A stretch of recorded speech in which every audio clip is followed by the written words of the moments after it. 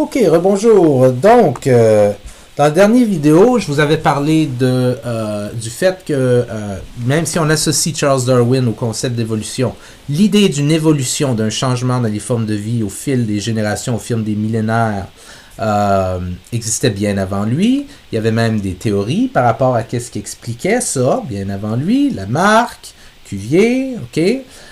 Mais qu'aussi, en même temps, il y avait des gens qui pensaient que non, il n'y a pas eu de changement. Dieu a créé toutes les espèces telles qu'elles sont maintenant, et comme sa création est parfaite, rien n'a à changer, et il n'y a pas vraiment eu de changement.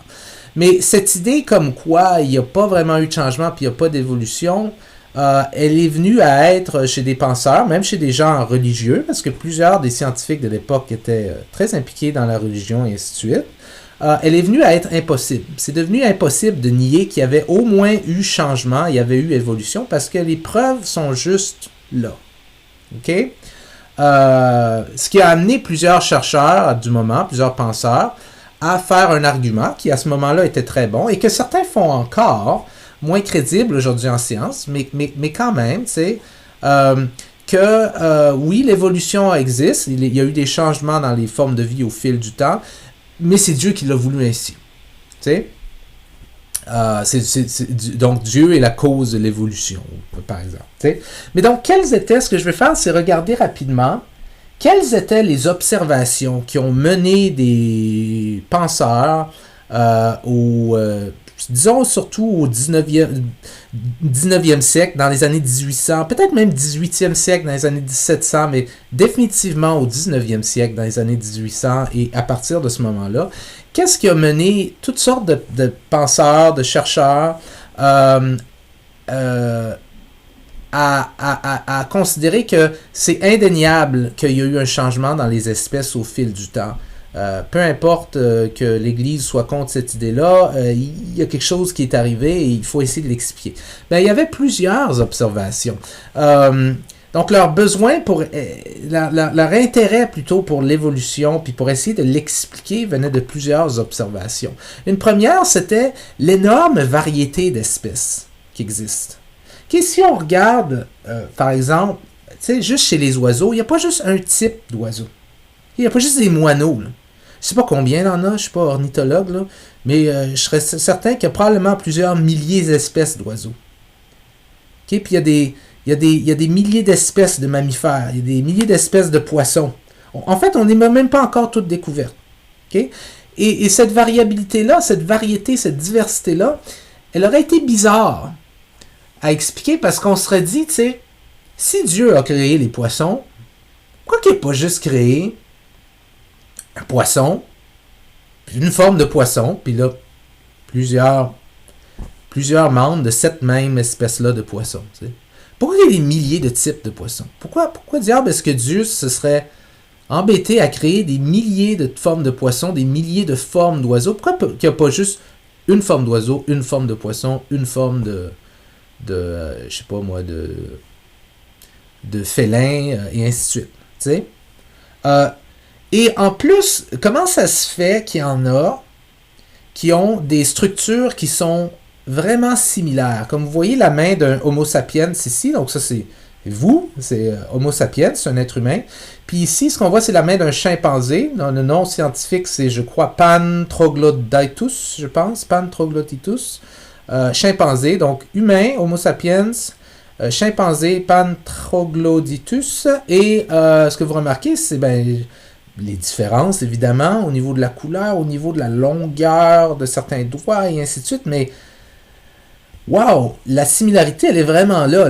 C'est fondamentalement la même structure. Or, on peut se demander, mais pourquoi est-ce que Dieu aurait créé des espèces différentes, mais qui ont des structures si similaires? Tu sais? Et on peut inventer des idées comme quoi Dieu est un artiste et il voulait explorer toutes les possibilités. Ok, d'accord, c'est possible, mais au niveau scientifique, c'est pas super convaincant. Donc, les humains, les chimpanzés, les orang-outans ont tous exactement 5 doigts et 5 orteils. Pourquoi? Pourquoi Dieu aurait créé tant de formes différentes, mais qui ont des structures similaires? Pourquoi les ailes des oiseaux, si on les regarde anatomiquement, sont extrêmement semblable aux nageoires des phoques. Les oiseaux sont dans les airs, les phoques sont dans l'eau. Ben, pas juste dans l'eau, mais volent certainement pas. Donc, pourquoi vous avez des structures si différentes, si semblables chez des animaux si différents qu'un oiseau et un phoque? Okay? Ceci a mis la puce à l'oreille à des penseurs à l'époque, au 18, 19e et ainsi de suite, que peut-être qu'il y avait eu une modification avec le temps. Okay? Peut-être que les ailes des oiseaux et les nageoires des phoques venaient d'une structure d'un autre animal avant et qu'elles auraient un petit peu été modifiées une à partir de l'autre ou quelque chose comme ça. Il y a un lien entre les deux. Donc, il y a eu un changement dans le temps. Okay? Donc, ça, c'était quelque chose qui était difficile à expliquer pour les gens qui avaient uniquement l'idée, pour qui l'argument était, Dieu a créé les formes de vie et il n'y a pas de changement et dans le temps, elles sont parfaites et voilà. Et donc, il y aurait eu ce besoin d'expliquer pourquoi tant de diversité, pourquoi des choses si semblables chez des espèces si différentes. Okay? Pensez aux yeux. Tu sais, quasiment toutes les espèces vivantes sur Terre ont des yeux. Pourquoi? Tu sais? Mais ils ont des yeux différents qui fonctionnent avec... Un œil de mouche, c'est très différent d'un œil d'humain. Mais une mouche a quand même 2 yeux. Tu sais? Même s'il y a des... Ses yeux sont faits de mini-yeux, ce qui est très bizarre. T'sais?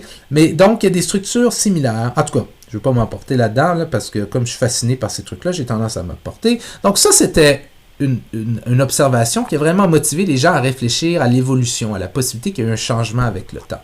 Une seconde observation, reliée à ça, elles sont toutes reliées, c'est quand on regardait les fossiles. Quand on regardait les fossiles, dans les couches géologiques plus anciennes, on se rendait compte qu'elles étaient différentes de ceux des couches géologiques plus récentes.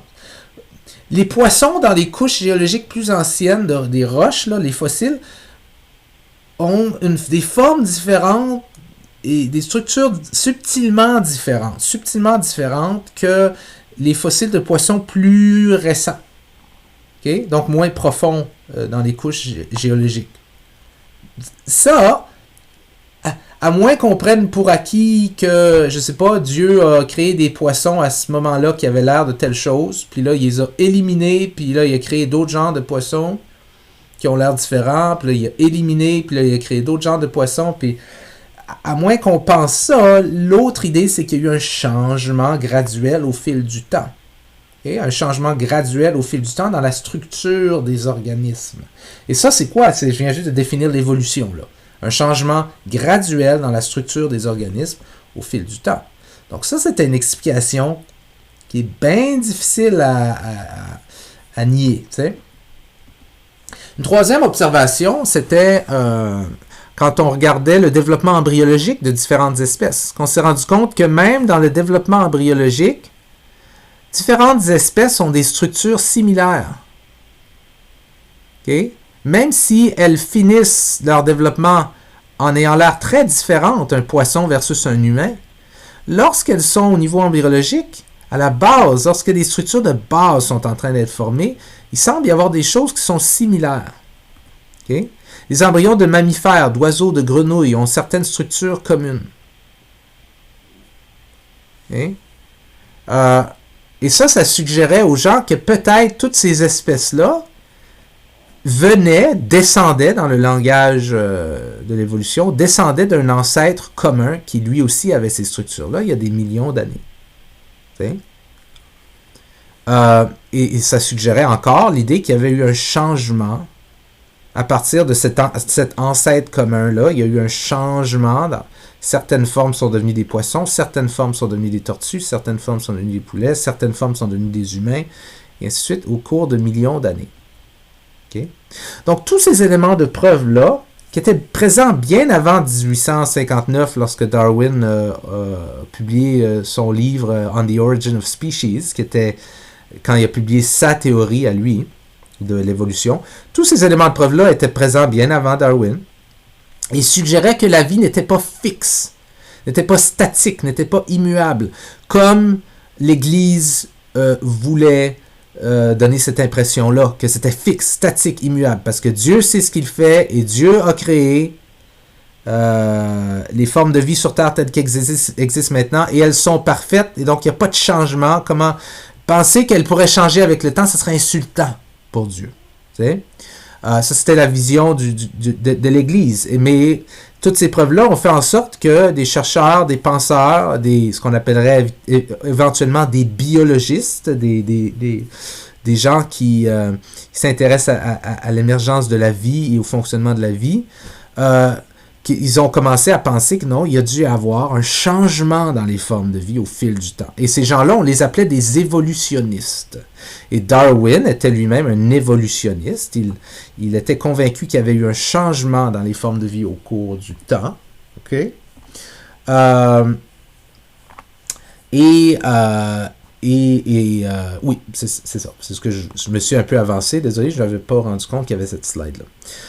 Une autre observation, et une qui était particulièrement importante pour Darwin, en fait, c'était que non seulement il y a une variété d'espèces, OK, mais en plus, les espèces semblent posséder des caractéristiques qui ne sont pas comme aléatoires, mais plutôt des caractéristiques qui semblent vraiment avoir un but ou une fonction.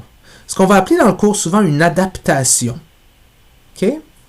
Et ça va être notre argument qu'il y a plusieurs aspects de la psychologie humaine qui ont des fonctions, qui sont des adaptations. On va voir ça plus tard. Par exemple, les épines du porc-épic l'aident à repousser les prédateurs. C'est vraiment utile. Ça ne semble pas être aléatoire. C'est pas juste des épines qui servent à rien. La carapace de la tortue l'aide à protéger ses organes internes. Le bec de nombreux oiseaux semble conçu pour les aider à casser des noix ou avoir accès à leur contenu nutritif. Et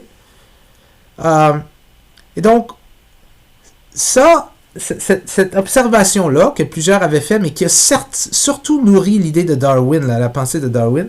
Darwin était obsédé par ça. Comment ça se fait qu'il y a eu changement dans les formes de vie avec le temps, mais en plus qu'il y a eu changement de manière à ce que les formes de vie présentes ont toutes sortes de caractéristiques adaptatives qui semblent avoir une fonction.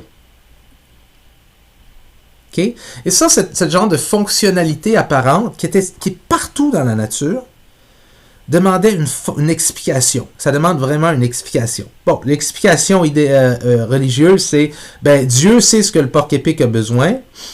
C'est qu'il a besoin de pics pour le protéger. Donc, il a besoin d'épines, donc Dieu lui a donné des épines. Puis Dieu sait que la tortue a besoin d'une carapace pour la protéger, donc il lui a donné une carapace. Mais c'est pas satisfaisant.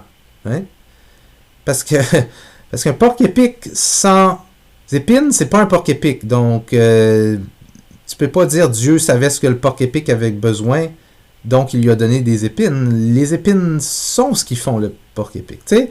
Donc, c'est pas satisfaisant de juste penser ça. Donc, cette fonctionnalité apparente, elle devait être expliquée. Et Darwin était vraiment obsédé à propos de ça. Okay? Donc, les évolutionnistes existaient bien avant Darwin. Les théories sur l'évolution existaient bien avant que Darwin soumette la sienne. On a vu Cuvier avec son catastrophisme, on a vu Lamarck. Okay? Mais le problème avec ces théories-là, prenons l'exemple de Lamarck par exemple, le problème avec la théorie de Lamarck, c'était que souvent, elle n'expliquait pas par quel mécanisme les changements pourraient avoir lieu au fil du temps et pourquoi ça donnerait des structures si fonctionnelles. Tu sais, comme par exemple le cou de la girafe ou les piquants du porc-épic. Comment elles auraient pu voir le jour? Pourquoi est-ce que les animaux d'aujourd'hui sont si bien adaptés? D'une certaine manière, Lamarck touchait à ça. Il aurait dit qu'ils sont si bien adaptés parce qu'ils ont travaillé à s'adapter si bien au fil des générations. Ils ont essayé, ils se sont efforcés, faisant en sorte que aujourd'hui, ils sont si bien adaptés. Donc, peut-être que Lamarck touchait avec ça. Mais il y a plein d'autres théories de l'évolution qui expliquaient qu'il y avait eu un changement, comment il y aurait pu avoir un changement, mais elles n'expliquaient pas pourquoi le changement a abouti à aujourd'hui, où on voit des formes de vie qui sont si bien adaptées à leur environnement présent. OK?